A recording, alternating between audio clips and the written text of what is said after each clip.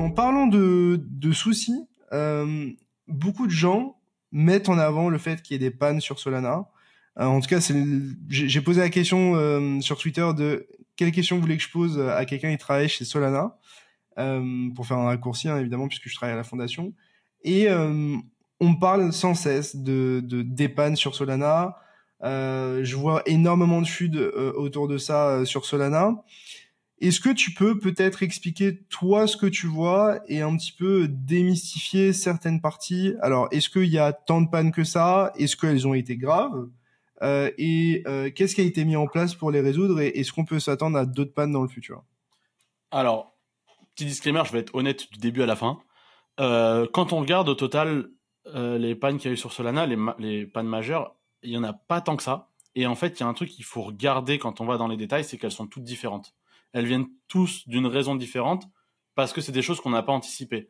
Il y a eu, par exemple, un mint qui a été tellement hype qu'il a down la chaîne. Voilà, des choses comme ça. Il y a eu des attaques des DOS, il y a eu des problèmes de software, il y a eu pas mal de petits soucis comme ça. Mais en fait, elles sont graves si il y avait une grosse population qui l'utilisait. Parce que tu vois, par exemple, si tu utilises, je sais pas, une application décentralisée de trading, que t'es en effet de levier et que la chaîne elle down, c'est chiant. Bah voilà, il y a ça, ça c'est des choses qui sont chiantes parce que ça a duré que quelques heures. Celles qui durent plus longtemps sont vraiment désagréables, mais il y en a une qui, je pense, pour moi, était très grave. C'est celle où les transactions étaient envoyées en décalé. C'est-à-dire que celle que tu faisais à tel moment, par exemple, si tu achetais du sol au moment où il était à 40, c'était en décalé de plusieurs heures, c'était entre 2 et 6 heures. What? Si 6 heures après, il était à 50 ou à 30, t'avais pas du tout acheté au même prix que tu voulais. Okay. Et je pense que c'est le genre de choses qui a été grave. Mais depuis février de cette année, il n'y en a eu qu'une seule. On connaît pas du tout la cause. Elle a pas duré très longtemps. Et depuis, il y a eu zéro souci. Il y a eu vraiment, vraiment zéro souci. Il y a eu un souci hier avec le airdrop Pith. Mais en fait, ça a rien à voir avec Solana. Ça, c'est vraiment les RPC qui ont, sur certains projets qui n'ont pas fonctionné. Mais par contre, si vous aviez votre c'est propre pas lié à la RPC, chaîne, c'est ça que tu veux dire. Ouais, voilà, si vous aviez votre propre RPC, ça fonctionnait correctement. C'est juste un blocage sur certains projets, mais depuis février, il y en a plus eu. Et je sais que c'est l'argument principal. Je sais que c'est les arguments principaux qu'on entend. Pour moi, faut l'entendre, c'est normal, tu vois. Enfin, au bout d'un moment, quand t'as une chaîne et que t'as des pannes dessus, ça fait chier, quoi. Enfin, et ça remet un peu en cause la valeur la valeur que tu peux mettre dessus et à quel point tu peux t'investir dessus. Parce que si t'as un problème majeur et que, je sais pas, t'as du levier ou que tu t'empruntes de l'argent, tu prêtes de l'argent, que t'as des fonds, enfin, ça remet en cause l'intégrité et la sécurisation de tes fonds d'une certaine manière, au-delà de, juste, c'est pas cool, quoi. Non, donc, je suis complètement d'accord. Au contraire, je suis complètement d'accord avec toi. Même moi, quand j'étais en train de l'utiliser, je me dis, à un moment, j'ai clairement dit aux gens autour de moi, j'ai dit, c'est normal, personne ne nous croit. On est en train d'utiliser la blockchain, on peut plus l'utiliser. Ouais, non, je sais plus ce que je veux dire. Ouais, il y a un truc, par contre, qui est marrant, c'est que dans les médias en général, pas tous, hein, parce que forcément, il y a beaucoup de choses qui sont relayées, qui sont fausses. Il y a quelqu'un qui a essayé de faire un test en mettant une fake news sur Twitter, sur Solana, et d'un seul coup, ça a été partagé partout, surtout par les gens de TH en particulier. Pourtant, j'en connais beaucoup. Et les gens aiment bien faire du drama sur Solana, c'est ça que tu veux dire. Voilà, c'est ça. En fait, c'est ça que tu veux dire. Je suis d'accord qu'on a des choses où on devrait se remettre en question, il y a des choses à améliorer, et j'ai toujours été là, moi, en tant que personne, pour dire que s'il y a des choses à améliorer, au contraire, envoyez-nous des feedbacks constructifs, utile, quoi. Voilà, qu'on améliore ça. Et il y a un truc, par exemple, le fait que c'était une des fake news aussi qui disait Sam, quand il voulait, il pouvait éteindre la blockchain. Mais pas du tout, en fait, il y a des choses comme ça, et ça a été relayé par des gros médias. Ouais, mais ça, c'était une grosse fake news, on est d'accord. Ouais. Et genre, en fait, en gros, le problème, c'est que vu l'implication qu'avait SBF à ce moment-là et que FTX et Alameda avaient avec Solana, tu peux te poser la question, tu vois. Ouais, oui. Mais... Alors, c'était faux, mais genre, pour une raison X ou Y, vu que c'était Solana ici, dans ce cas-ci, tu disais pas nécessairement c'est crédible, mais tu n'excluais pas que c'était possible, quoi. Mais le truc, c'est ça, c'est que, en fait, on en a pris plein la gueule pour certaines choses, pour des raisons valables, pour d'autres non. Et en fait, du coup, ça nous a donné cette image-là de, tiens, on est une blockchain de merde et on peut se foutre de leur gueule. Et un des trucs qui m'a récemment choqué, c'était un mec de Bankless, tu sais, Il y a eu un mec de chez Blankless qui avait fait un tweet en disant que Solana c'était un peu de la merde pour des raisons, et un autre gars qui travaille chez Blankless qui a fait une vidéo en disant je suis allé à Breakpoint, c'était cool. Ouais, j'ai vu ce drama là. Et il y a des gens qui ont dit attends, ils tu ont viens déformé de chez ses ETH et propos. tu vas là-bas. Ouais, ils étaient en mode ouais, parce que lui il allait uniquement à des conférences Ethereum de ce qu'il disait. Ouais. Et les gens lui ont attrapé sa veste parce qu'il est là à une conférence Solana. Je me dis, mais on en est là, genre, vraiment. En fait, c'est ça où je me suis dit, bon, quand même, les gars, à la limite, si vous voulez savoir pourquoi s'il y a des soucis ou quoi que ce soit, autant y aller. Et s'ils trouvent des choses à dire négatives, qui sont valables ou parce qu'il les a vues là-bas. Au moins, il se renseigne. Peut-être il y aura des trucs qui étaient aberrants et il en parlera. Et peut-être qu'il y aura des choses bien, il en parlera. Ouais, c'est ça. Moi, de ce que j'ai regardé de Bankless, parce que j'avais regardé à ce moment-là leur YouTube, etc. Et lui, il disait pas de choses négatives, il était plutôt optimiste même sur Solana de mémoire.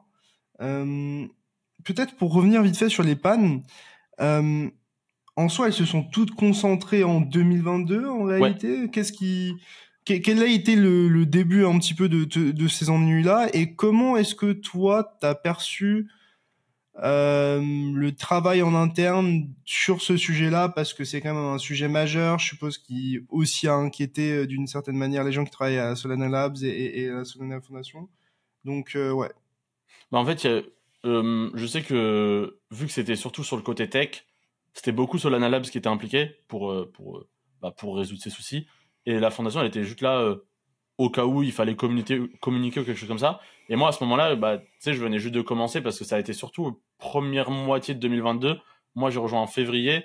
Et forcément, quand tu viens d'arriver, on va pas te mettre dans les petits papiers de qu'est-ce qui se passe, comment on va faire, etc. Donc moi, je l'ai vécu un peu du côté de la communauté. Je sais que ça m'attaquait un peu en mode, ouais, mais il faut leur dire de faire quelque chose. Et je dis, mais les gars, moi, je gère juste les grants. C'est-à-dire que... Qu'est-ce que tu veux que je fasse, genre? Tu veux que j'aille débloquer avec mes petits outils la blockchain? Mais moi, ça me saoulait à ce moment-là. Je disais, bon, les gars, ça me saoulait le fait que ce soit en panne.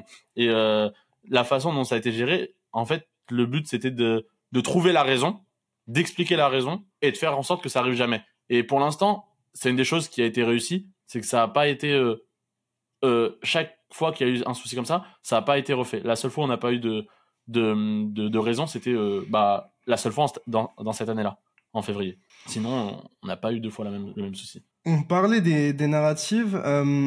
Il y a forcément un sujet qui me vient en tête quand on parle de narrative sur Solana. Bon, évidemment, il y a le prix qui aide à construire des narratives, mais je pense...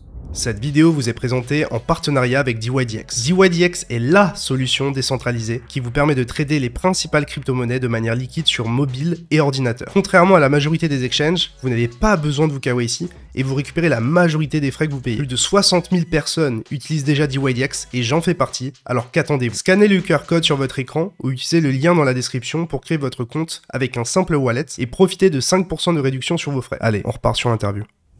Spécifiquement à Firedancer, est-ce que tu peux nous en dire quelques mots, expliquer dans des mots très simples ce que c'est et quel impact ça pourrait avoir tout simplement sur Solana?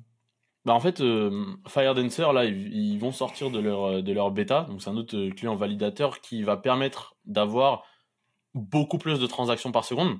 C'est estimé, c'est une estimation, à 1 million de transactions par seconde, donc ce qui est énorme. Pour l'instant, on parle... En fait, il y a les transactions par seconde et il y a les vraies transactions par seconde. Pour l'instant, Solana, là, ces derniers jours, même avec les soucis de RPC, on est quand même à 700 TPS, de vrais TPS. Sinon, on a plus de 3000 en TPS, mais bon... Ouais, la fois que j'ai checké, on était entre 350 et 500 à peu près. Mais en gros, t'as beaucoup de transactions qui sont pour le consensus ou qui sont pour qui sont pas des transactions pour échanger de la valeur, mais plus de l'information, de ce que je comprends. C'est ça, il y en a. En fait, t'as les pour ces transactions avec des mots simples qui ne font pas d'échange de valeur, on est à plus de 3000 TPS, mais bon, c'est des votes, alors que les vraies transactions, c'est comme tu dis, c'est vraiment on est sur des petits jours à 350 et on est à plus de 500 entre 500 et 700 maximum, on était monté 700 et quelques pour des vraies transactions d'échange de valeur. Donc Firedancer est là pour ramener cette narrative de tiens, on va pouvoir utiliser cette blockchain pour les paiements, parce qu'en fait, il y a Visa derrière, et Visa, c'est des milliers, des millions de TPS par jour. Donc, on se dit, comment on va faire? Impossible d'utiliser cette blockchain si on veut 6 milliards de personnes qui font un paiement par seconde. Et au final, Firedancer va amener ça petit à petit. Le but, c'est que Firedancer amène cet espace où on peut faire autant de TPS qu'on veut.